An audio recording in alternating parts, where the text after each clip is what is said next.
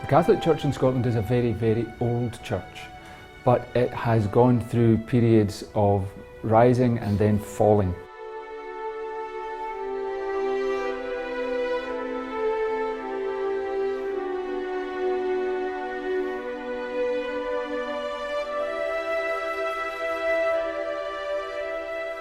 It dates back to 397, when St. Ninian travelled from Rome and came back to Scotland. He was a Scot, he had gone to Rome, he was ordained a bishop, and he returned.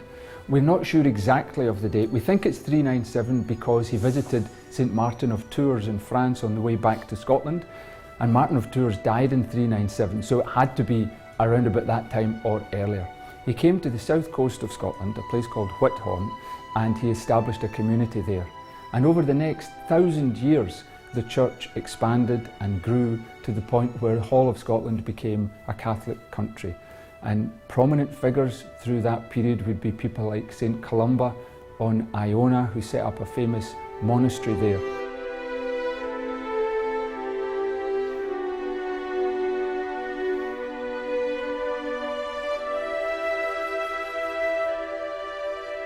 And we had a period then of growth, really, where Catholicism and the Christian church grew right up until the 16th century, when the effects of the Reformation, the Protestant Reformation, brought about very, very dramatic change. And in a short period of years, there were quite dramatic changes, where we saw the position of the church being dramatically curtailed and reduced. And gradually, over a period, people were not just discouraged from keeping up their Catholic faith and the Catholic practice, but Catholicism was actually outlawed by an Act of Parliament.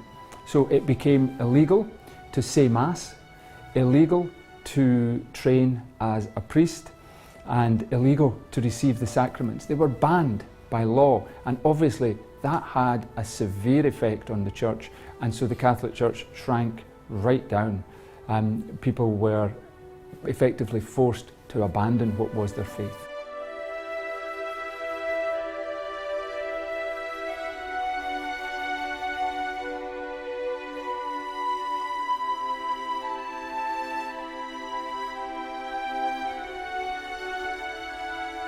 There was never a point in Scottish history where the church and the clergy didn't exist. There was never a point where it was eliminated or completely wiped out. It was always there, but hidden sometimes and in very, very small numbers. That changed in the middle of the 19th century, when there was a large movement of people from Ireland to Scotland.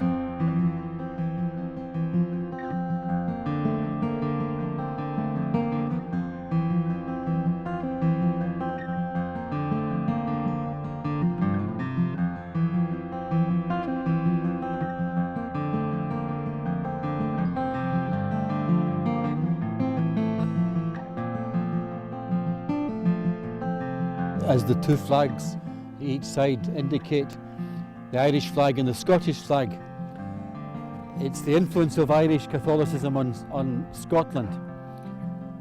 This is what's called a mass rock. It's been placed alongside the statue of St. Patrick and a Celtic cross, which is very common cross that you'll find all over Ireland.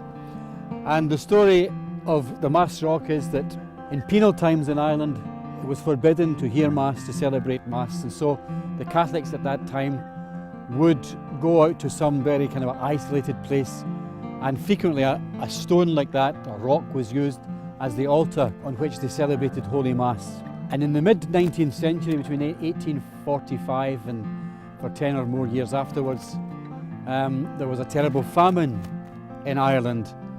And so lots of the Irish emigrated. Those who had a bit more money would make the journey to the United States. Those who didn't have as much could only come over to the British mainland. And lots of them came to Scotland, and this is where they settled. And it was advantageous for Scottish Catholicism because the Reformation 500 years ago had almost wiped out the Catholic faith from Scotland. Only small pockets in the north, isolated parts of Scotland and the Isles remained true to the Catholic faith.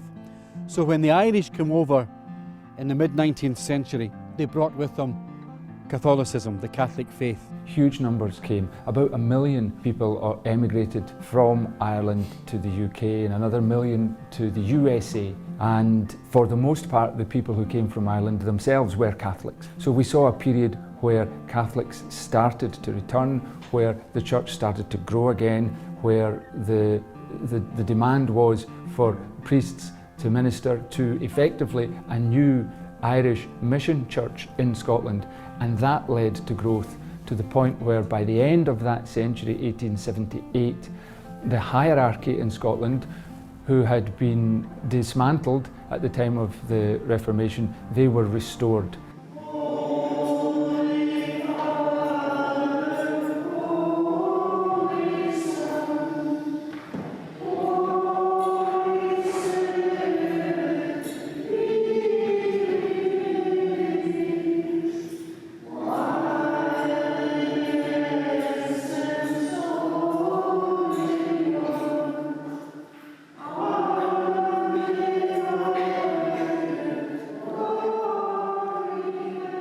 I think the church in Scotland, it's very small, but it's very strong and it's full of life. It's very diverse as well. There's lots of people from different countries who are part of the church in Scotland, so I would say it's a very international church.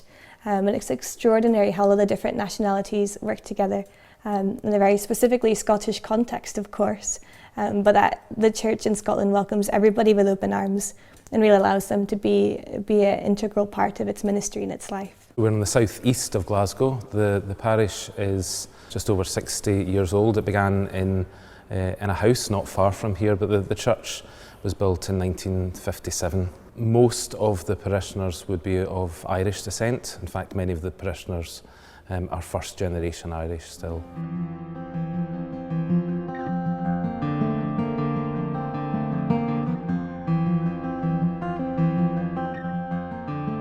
As well as the Irish immigrants coming over to Scotland and who brought their faith with them, so also did other countries in Europe, Lithuania, Poland, Italy. And this is the shrine to the great John Paul II. It was erected in the year 2007 to commemorate 25 years since his visit to Scotland in 1983. They decided to erect a statue to John Paul, and they took as a photograph that was taken of John Paul in one of his last pastoral visits when he was really beginning to become quite sick. I think it was to somewhere in Slovakia, and it's quite a famous picture of him where he's bent double and his vestments are being blown away with the wind. And alongside that you'll see the Polish flag and the image of Our Lady of Czestochowa, and behind you'll see the church in Jasna Gora. Again, it's all part of the influence that other nationalities had in bringing the faith, the Catholic faith, back to Scotland.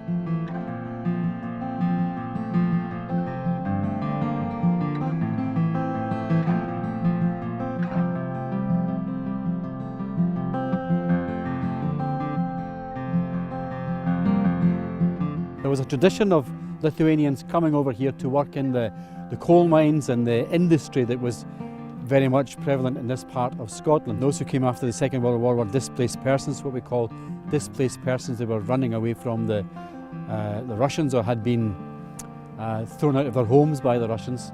So they ended up in Scotland. This is Scotland's Lithuanian community's shrine to the Mother of God here, Austrus Vartu. And then opposite there is St. Casimir, who is the patron saint of Lithuania.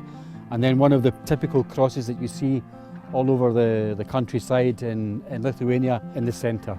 So this is a spot very precious to the Lithuanian descendants in Scotland.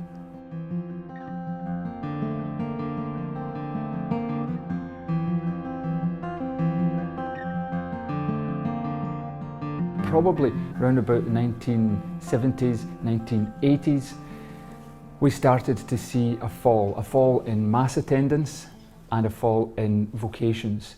And it was slow to begin with, but it carried on right up until the beginning of this century, probably until about the last 10 or 12 years. And by this time, the Catholic Church accounted for about 17% of the population. Now, Scotland only has a population of 5 million, So 17% is equivalent to perhaps 750,000, 750,000 people. So a minority within the whole country. But it's worth remembering that globally, Catholics account for 17% of the world's population. So in that sense, Scotland is completely typical of where the Church is in the world. And other countries where there are tiny numbers of Catholics aren't typical, but neither are countries where the majority of the population are Catholics. It's a living church. Perhaps compared to other places, we've been a little sleepy. There's certainly a lot of potential for evangelisation, but it's always difficult when you're a minority in a country.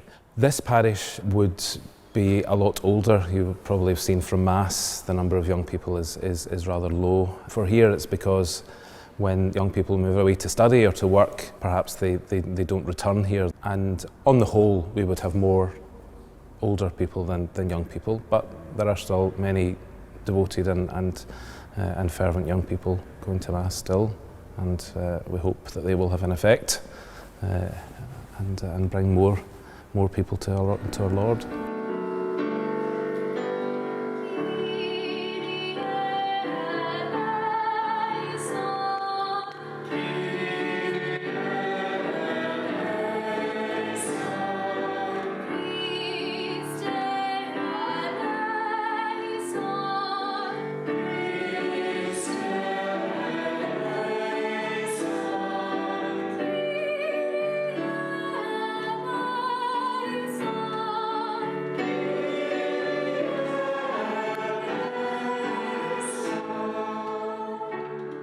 The big strength at the moment, I would say, is a very empowered younger generation. We've seen some very, very encouraging changes in the last 10 years. Many people nowadays would suggest that young people are not interested in their faith, and that is totally not true, because I come from an age group of people and I see them actively engaged in their parish life, in their communities, at university societies, other groups, and even at World Youth Days. We were in Krakow, of course, and that was an excellent experience, and that was hundreds of young people engaged. What we can see in Scotland is that people want to know more about the Catholic faith. Okay, maybe they don't all agree with everything or believe everything. I'm not talking just only Catholics, I'm talking everyone in Scotland. But there's something there that they're seeking truth. They want something, they need something, they've got a void in their lives which they want to fill. And we believe, as a media group, as young people, that the Church is the answer to that and the sacraments. I was raised in a Catholic family, but it wasn't until I went on a pilgrimage to World Youth Day when I was 18 in 2005 when I really met other young people who were living their faith. It wasn't just I'm Catholic by culture or by upbringing, but it was something real for them. And I was in a place, not a very great place in my life then. I wasn't happy and I was searching for something more. And so I wanted to know more about what they had, and so I started to look into it, and really I found God in a real way through the Catholic Church, through the sacraments, through Mass, through confession, through adoration. And since then I've been more and more involved with things in the Church, and it's a central part of my life and my family life. I met my husband in the church, so it's a central part of our family life for us. Another strength of the Church in Scotland perhaps is the work of the new movements, which are a fruit of the Holy Spirit. So there's a number of new movements at work in the Church in Scotland, particularly I think of the faith movement, I think of Communion and Liberation, Youth 2000, Opus Dei, although they're not a movement.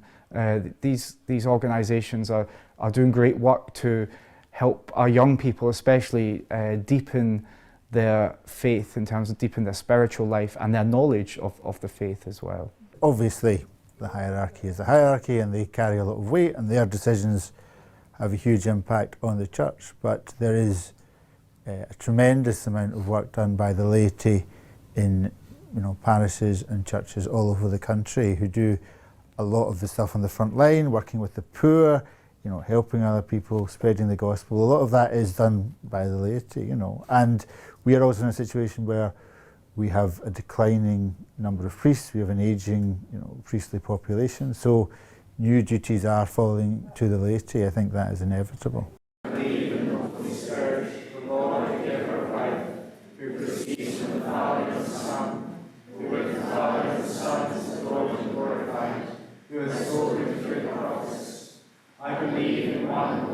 I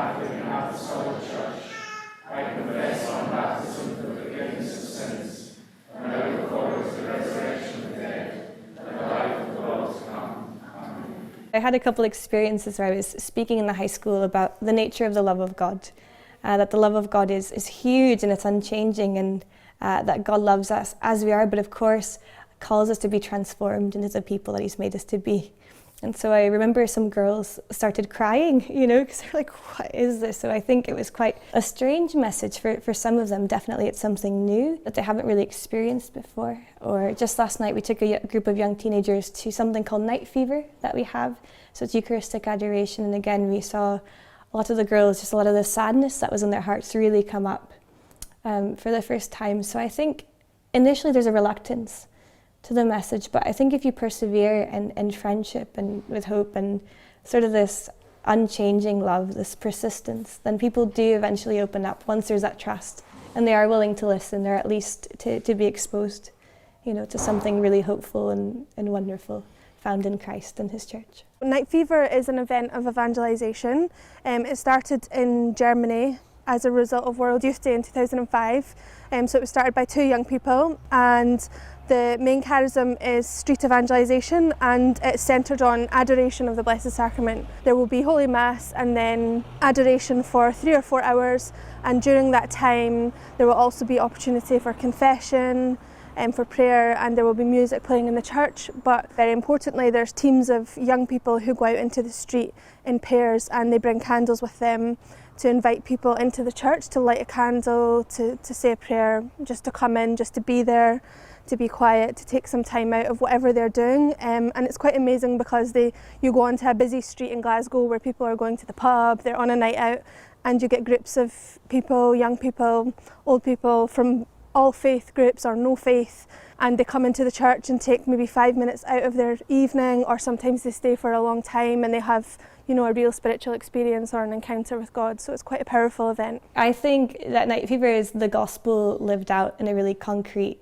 and extraordinary way. I helped with Night Fever the past few years as a volunteer as well, and my favourite part of Night Fever is how you go out onto the streets and you invite people into the church.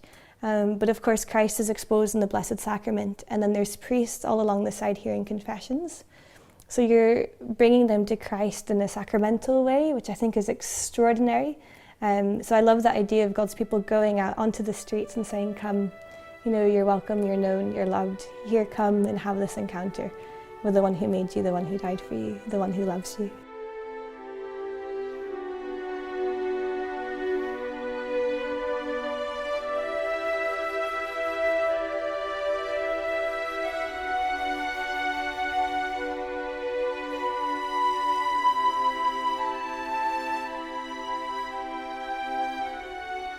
My favourite memory is there was a Spanish couple that they were definitely going out for a good time. And they had a wee bit to drink, but not too much. I felt like, they could come in, they wouldn't cause too much of a stir. And so I said, come on in, it'll be amazing, it'll be fantastic. And they're like, we haven't been in a church in 10 years. It's like, just come light a candle. Maybe you want to light one for your gran or whoever, just come in. And they both came in, and all of a sudden they were almost frozen, like in a very good way, just with love. They were in awe. And so they went and they knelt in front of Christ in the Blessed Sacrament and lit a candle and just stayed there for, I think, much longer than they anticipated. And then they met me on their way out of the church, and they just gave me the biggest hug. They never met me before, and just said, thank you. This is what we've been looking for and what we've been missing and what we've been longing for such a long time.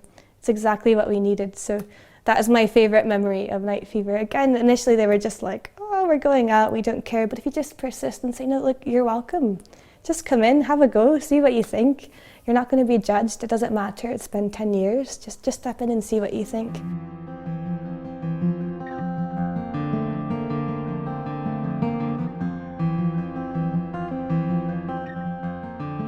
The Mercy Bus was a very interesting experience for us because it was the first time we celebrated Mass on a bus. And the Friends of Divine Mercy Scotland are great believers in the message of the Divine Mercy, and they decided that because some people might feel uncomfortable sitting in a church, they decided that it'd be good to take a bus taken this call of Pope Francis, the new evangelisation, to go out to the streets, the people on the margins of society. So there's many stories from that day and the days they covered, but people were coming on buses who had never been in churches in 15 years, in tears, getting confession said and heard, and joining for Mass with Bishop John Keenan. And there was a powerful testimonies there to, as I said, that need for conversion, and also that searching for something. As people are searching for things, and I think if we make it more obvious as a church that the sacraments are there, people will attend, people will go. It's all about accessibility.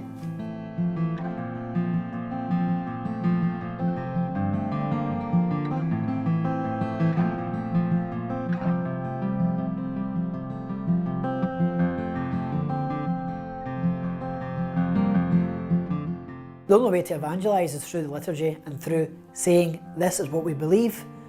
Here is Jesus in the Blessed Sacrament. Here is Jesus in the Sacrament of Confession. And access those.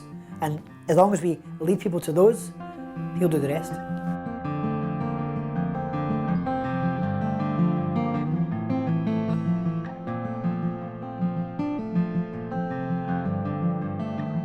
The faith movement is one of the new movements in the church. It was founded just over 40 years ago in the south of England. It has a particular charism, I would say, which is to offer catechetical formation to young people, and it does that through regional faith forums. We have one here in Glasgow, it meets here at the chaplaincy, and through annual conferences for students that meet in the summer and at Christmas time, and then summer camps for younger children as well. And the faith movement tries to offer a particular vision of the Catholic faith, to show the harmony between Catholicism, what we believe, and scientific belief as well, to show that faith and science, faith and reason don't contradict each other. Much of it's inspired, actual fact, by St. John Paul II. And we do that by proclaiming a vision of creation that has Christ at its centre, that the cosmos finds its fulfilment in Christ. You know, man is the pinnacle of creation, and man is made for Christ. Christ comes to meet us in the incarnation, and Christ's presence continues in the church, above all in her sacraments.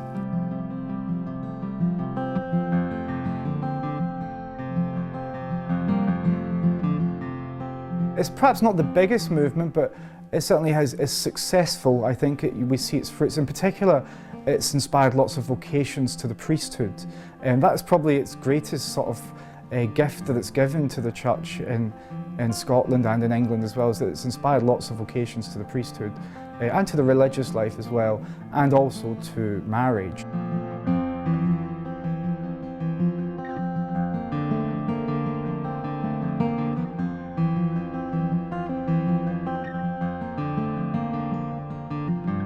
This year, 2017, we had 12 ordinations to the priesthood. Now that doesn't sound like a lot, but taking into account the size of the church, 12 ordinations in 1 year, that's the largest number of ordinations we've had for 20 years. In the name of the Father, and of the Son, and of the Holy Spirit. Amen. The Lord be with you. This afternoon we come together in this church to give thanks and praise to Almighty God for all that He has done for us and given to us in our lives. In a special way today, we give thanks for the wonderful gift of the priesthood, where the Lord calls men to give their lives to offer sacrifice on behalf of their brothers and sisters, in order to bring them to God and to bring God to them. As you pray for me during this Mass, please pray for all priests in our world today who strive to do just that. Also this year, we have 17 students studying for the priesthood at the Scots College in Rome. And again, that's the highest number we've had for probably about 20 years as well. And to put that into perspective, only 10 or 12 years ago, 2006, 2005, we had 2 seminarians for the whole of the Scottish Church. So in that period of 10 years, we have seen steady growth. So the decline that I spoke about earlier seems to have bottomed out maybe around 10 years ago, and now we're starting to see growth. That's very encouraging, and that's very, very enthusing for people.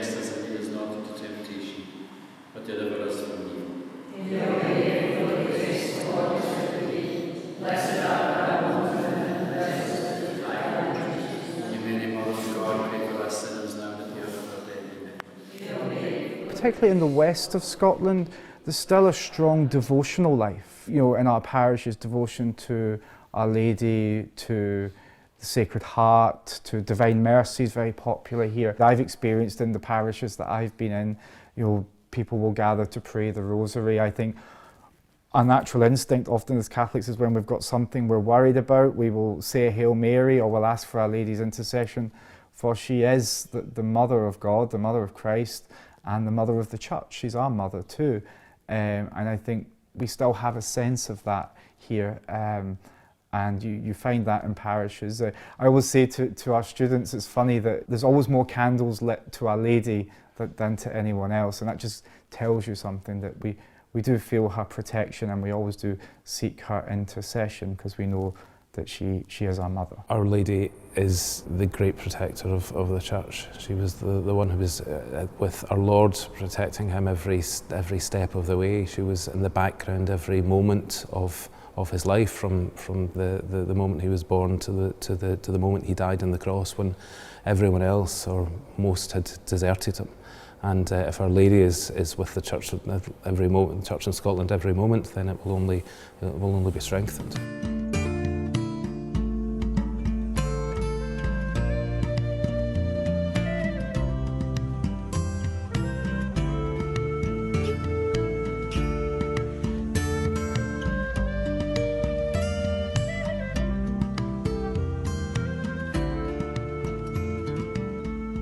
This place was founded in 1922 after a group from the parish with their parish priest, Father Thomas Taylor, went to Lourdes in the south of France.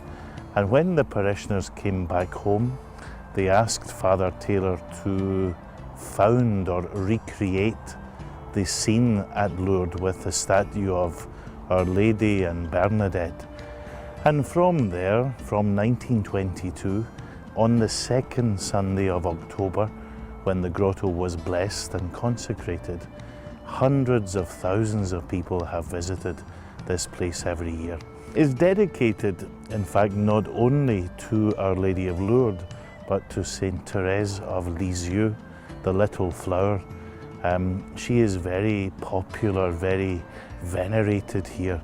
Many, many thousands of people come to pray each year asking her intercession. I think it's an important centre for people to come to.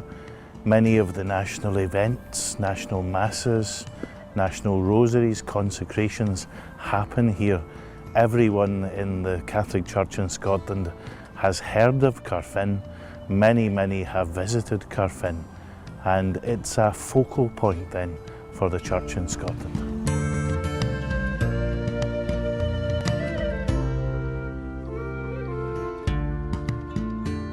This is the statue of St. Margaret of Scotland, who was Queen of Scotland, and she lived in Edinburgh Castle, and she had a great ministry to the poor of Edinburgh, and particularly children and beggars and sick, and she would go down personally every day to the city streets and help those who needed help. It's the patron saint of Scotland alongside St. Andrew.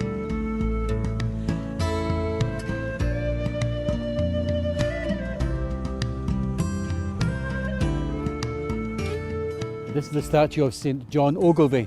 He is the only recorded martyr that we have in Scotland, post-Reformation martyr. He was born a Calvinist, he was born into a Protestant family. They had some money, so they sent him abroad to be educated by the Jesuits in France. He became a Catholic, entered the Jesuit order, was ordained a Catholic priest, and then was smuggled back into Scotland to keep the faith alive. He ministered in the streets of Glasgow, and then he was betrayed. He arranged to meet someone one night who wanted to go to confession, and it turned out to be a trap, and so he was apprehended by the authorities. He was tortured and asked to hand over the names of the Catholics in Glasgow. He refused to do so, and after a number of days' torture, he was hung by the neck at Glasgow Cross.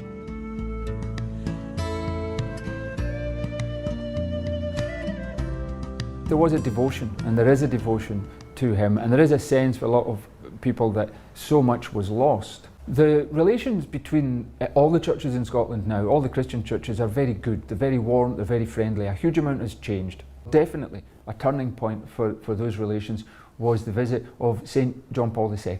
He came to Scotland in 1982. This was the first time there had ever been a papal visit to Scotland. And at that time, he made some very significant steps on the road to Christian unity and Christian harmony. He met the then leader of the Church of Scotland, and he famously said at that meeting, "Can't we journey together hand in hand, make our pilgrimage together as fellow Christians?"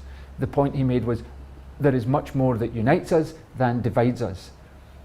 That was very significant in saying that, in breaking down barriers. So once those barriers were broken down, once those contacts were made, then there was a huge amount of goodwill. And so that has continued.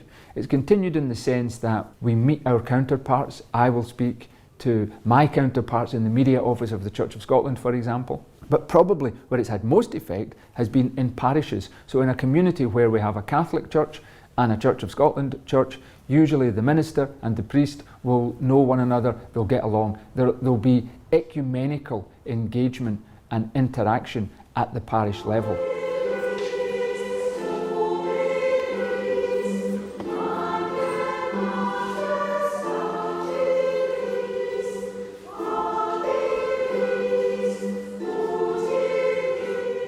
We had the 900th anniversary of St Magnus, and that was marking the martyrdom of this Scottish Viking saint.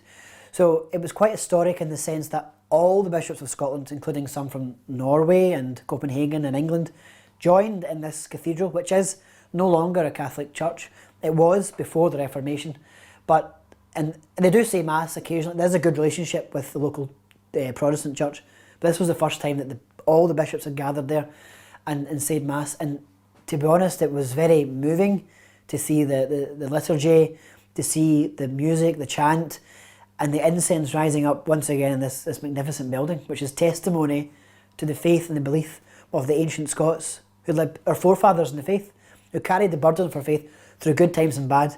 And now that torch has been passed to us, the present successors, the Catholics of Scotland.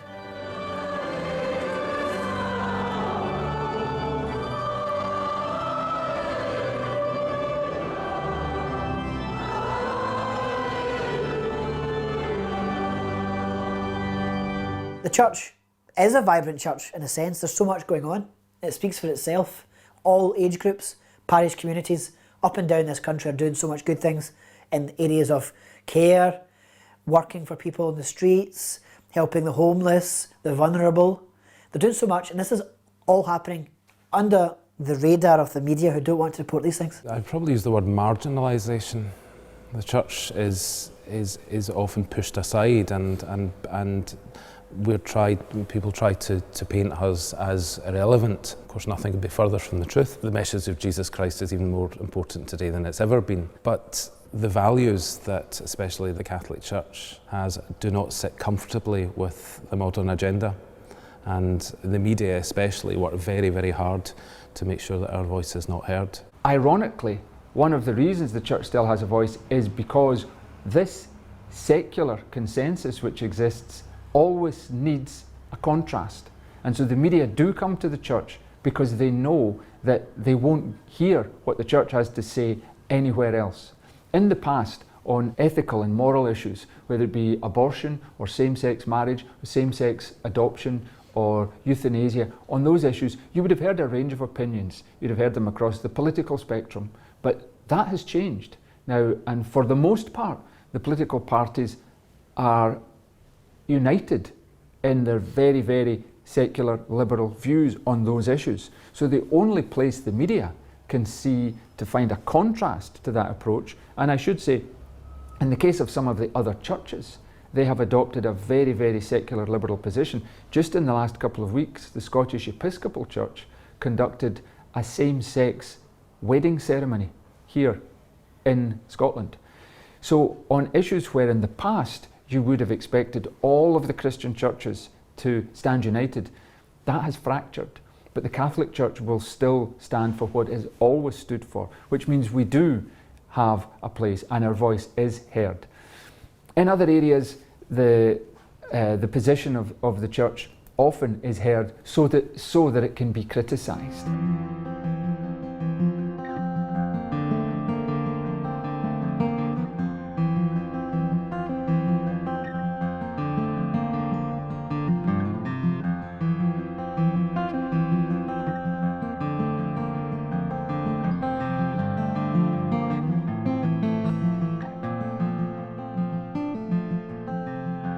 The Scottish Catholic Observer is a weekly newspaper which serves Scotland's Catholics with news and opinions about the state of the Church and the relationship between the Church and broader society.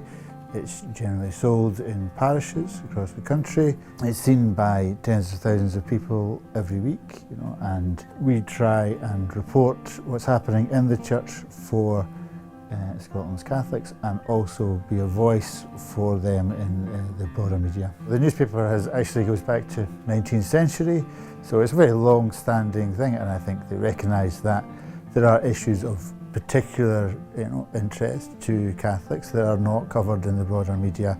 They don't have the expertise and understanding of the Church that we have, so that's an important thing that we can provide that doesn't exist elsewhere.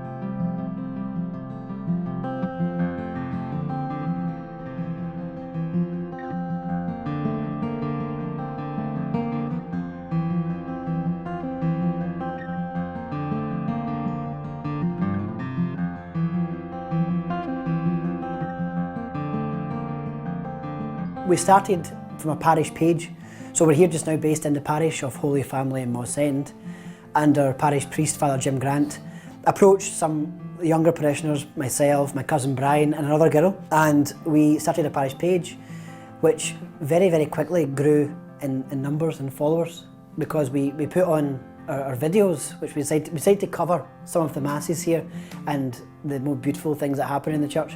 So we filmed the masses, we then moved on to Carfing Grotto, and we filmed events at a diocese level, and more people followed our page, and it got bigger and bigger, and it's not stopped. So that was about 9 months ago, and we're still enjoying what we're doing, and it's getting bigger. I love my faith, I love the Catholic Church, and I think that in this country, and in other countries perhaps, the Church doesn't always do well in media.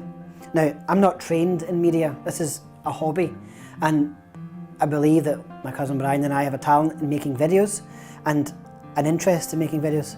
So for me, it combines a love of our faith, a love of our hobby, and our passion to spread that word in an evangelical, new evangelisation of Scotland and our country. It's a call and an answer to that. At first, we realised there was nothing like this.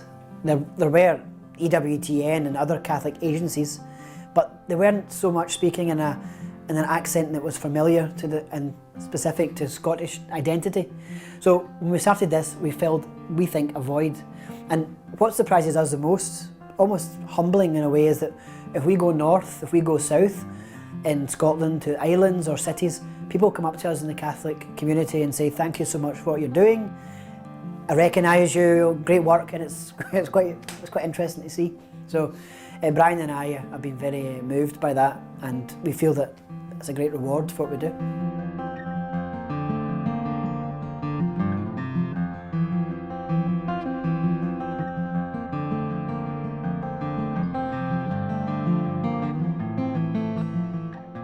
Going through a period as traumatic as a Reformation, where effectively the Church was dismantled, it was deconstructed, and then growing again to a point where it is now, it's actually probably now the largest Christian church in Scotland, depending on the statistics, but recently some statistics have suggested that within 4 or 5 years the Catholic Church will be the largest church in Scotland.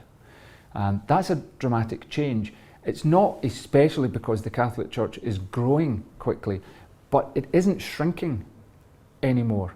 And the other Christian churches, they are shrinking. But we now find ourselves in a situation where we have a stable Catholic population, but the church doesn't have the influence it would have had in the past, where it was the dominant church or where it was the most influential church. And sometimes that's not a bad thing, because what we need to remember is that in a secular society, in a Western European country, we have to have a separation between the church and the state. They should be separate. It makes sense that the church has a role and the church has a competence in the spiritual, and the state and the government and politics, their competences in the temporal, in the secular.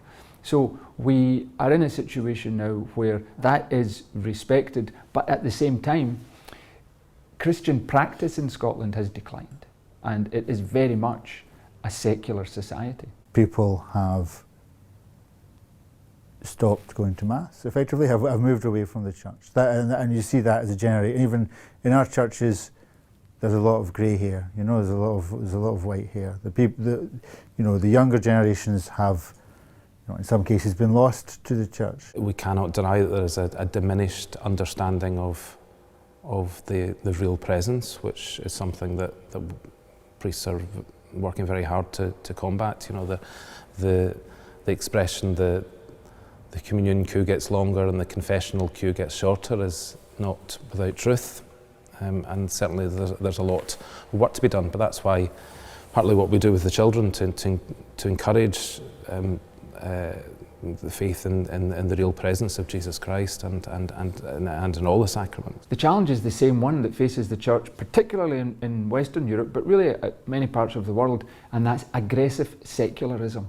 A society that not only doesn't see a place for God in society, but wants to remove every single trace of God from society. It wants to remove things like religious observance in schools. It wants to remove any influence the church might have over government or politics. It wants to take away any vestige, any evidence of the church, of Christianity in society.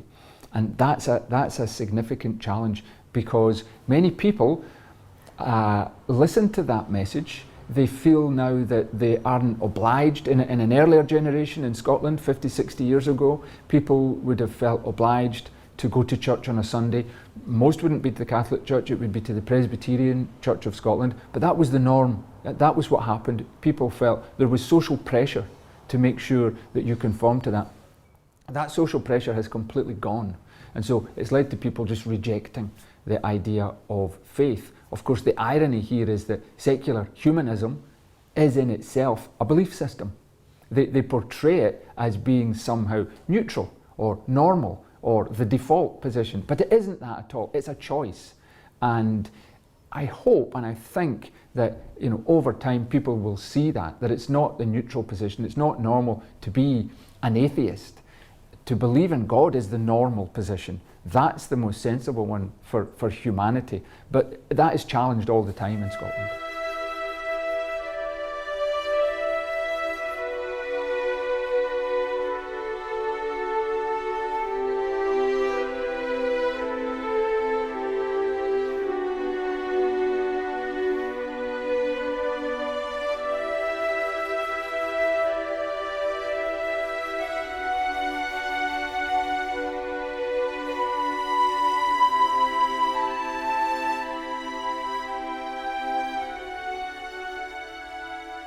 It's not always easy to be a Catholic in a Protestant country. I studied in Rome, so I have an experience of being in, at least officially, a Catholic country. However, there are positives as well, because we're aware of being a majority, because many of us, and certainly our parents and grandparents have experienced, persecution for their faith. It makes us all the more fervent. In Italy, for example, technically everyone is Catholic, but not so many are fervent. Pope Benedict XVI said that perhaps we're looking at a smaller, more fervent church. Perhaps that's what we're creating here in Scotland. Because Catholics are very identifiable, because we have bishops and popes and things, if you introduce yourself to somebody in Scotland as a Catholic, you're not going to get a neutral response. People are going to want to ask questions and things, and that does take courage, and courage is a virtue that needs to be prayed for, because there are some hostilities still, different hostilities from what there were in the past, but there is a certain movement within our culture, within Scottish society and politics to silence the church. You know, if the church speaks out on something, they often don't like to hear it. So everyone needs courage to bear witness in that sense to what we believe. You know, we believe we possess the truth that what is good for people, and we need to proclaim that with confidence, but with love as well. I think there's a big movement sort of for Christians to work together a wee bit more. So I have very good Protestant friends here, and we get on really well, and we'll pray together. We'll have our differences, but so I think it's okay. I think in general, to believe in God and to be passionate about God in this country in general can be quite hard. So for example, I work in a Catholic school, and I would say very few of those kids, even in a Catholic school, are really practicing or are really excited about it, because they've kind of been so influenced by a secular culture. But at the same time, those who are in the church and are working are there to encourage those kids to grow. So it's a mixed bag, I would say. Yeah, it's hard in some ways, but again, those who do practice, I think, and who are involved in the life of the church are quite excited to reach out and to make a change.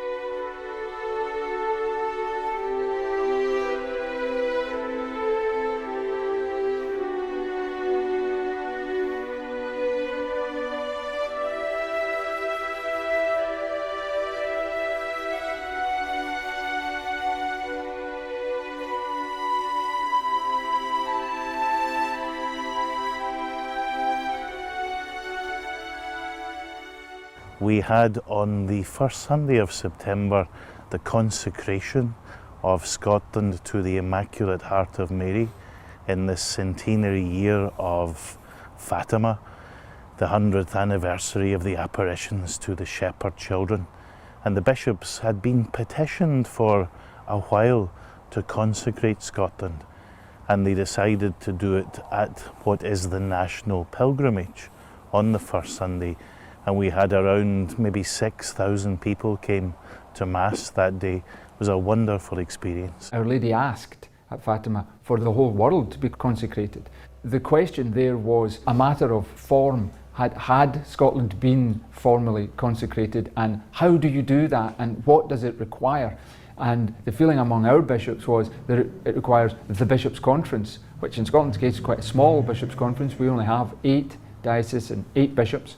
So it requires the Bishops' Conference to make a statement and to have a formal act of consecration. From my point of view, I didn't know a great deal about Our Lady of Fatima until I came to this parish. There has always been a great devotion to Our Lady of Fatima here on account of one of the previous priests. But as I was growing up, I served at Marian devotions every week. It was to Our Lady of the Miraculous Medal, and also there were devotions to Our Lady of Lourdes. And I was very conscious very on of Our Lady being my mother, and I'm sure I wouldn't be a priest were it not for the devotion that the priest in my parish instilled in me to our Blessed Mother. So I think it's a wonderful thing, and to bring Our Lady to the forefront of our of the life of the Church in Scotland. Queen of heaven and earth, and tender Mother of all people, in accordance with your ardent wish made known to the 3 children at Fatima, we consecrate to your Immaculate Heart our beloved country of Scotland. So I was praying and I was meditating on Our Lady's yes, our wholehearted yes to God, you know. So I think it can only be good. I mean, I think that's what we need, is to imitate Our Lady in her wholehearted surrender to the will of God. So I think if we're asking for her prayers and we're dedicating ourselves to her and to her example, then there'll be great fruit, you know. What an event, you know. We're talking about an age where people are constantly saying the church is in decline, that people aren't interested, but yet we had this consecration and people from all over our country, in their thousands, gathered in Carfin Grotto. And it wasn't a very nice day. It was wet, it was soaking, People were not comfortable, but if you see the video we produced, they wanted to be there because they believed that this consecration was something fundamentally important for our faith and our church in Scotland and society in Scotland. And so much so that actually I think Parliament attempted to recognise that move as well, which is a big step in this country. Any event in Scotland where you get that many Catholics together is always going to bear fruit. We don't. The only big event where we've had more Catholics than that together, probably in recent times, was Pope Benedict's visit. So I think there will be fruits that come from it, because I think it will. Again, I think it will just make people think. It lets people know that we are still here, and that there are still people very committed to their faith in this country, and it will inspire devotion as well. It will remind us to go to our Blessed Lady, to ask her for intercession for the work of renewal in our country. This is happening at a time that I've spoken about, where we're seeing a growth in vocations and a growth in ordinations, and we're also seeing stability in the church. The decline in mass attendance is, at the very least, it's slowing down, and we hope that that too is a sign for the future, that we will begin to see an end to the slowdown and a turn up to a growth in mass attendance. There are still lots of challenges that the church has to face here. For example, a lot of Catholic couples don't get married in the church. They go outside, they go for a civil arrangement, or some of them actually go to humanist celebrants. A lot of Catholic parents, when they have children, don't get them baptised in the church, or if they do, they wait for a long time. So there are still a lot of challenges, but we believe that the foundations are important. We have to get them right, and consecrating Scotland to Our Lady was one of the most important foundations there, and hopefully many graces will come from that. Immaculate Heart of Mary, pray for us. Immaculate Heart of Mary, pray for us. Immaculate Heart of Mary, pray for us. When it comes to the challenges that face the church in the modern world, but particularly in Europe, which is the most secular part of the world, it's important not to follow society. When society becomes more secular, when societies reject God, when they reject the authority of the church, when they go in different directions, sometimes it's just important not to panic. What the church must stand for, above everything else, is stability. It's constancy. People will change, but the church mustn't change. People must know that when they see the light, when they realise that secular humanism and atheism and hedonism have not made them happier, and we know it doesn't make people happier, because we see surveys all the time where people say emotionally and mentally they're unhappy. They don't find that they are fulfilled. Their lives aren't fulfilled, even though they have freedom. What looks like freedom, what sounds like freedom, it doesn't fulfill them. And when people realise that, they need to be able to come back to something that is stable, that is secure, that has stayed the same. So the key for the church is constancy. It has to stay the same. We mustn't change with society. That won't help, because society is always in a state of flux. Things are always changing, but often human beings behave like a pendulum, and they swing all the way to this side on an issue, and then they swing back. So if they're swinging away from the church for a while, if they're going to experiment with atheism and with secular humanism, we just have to let them do that.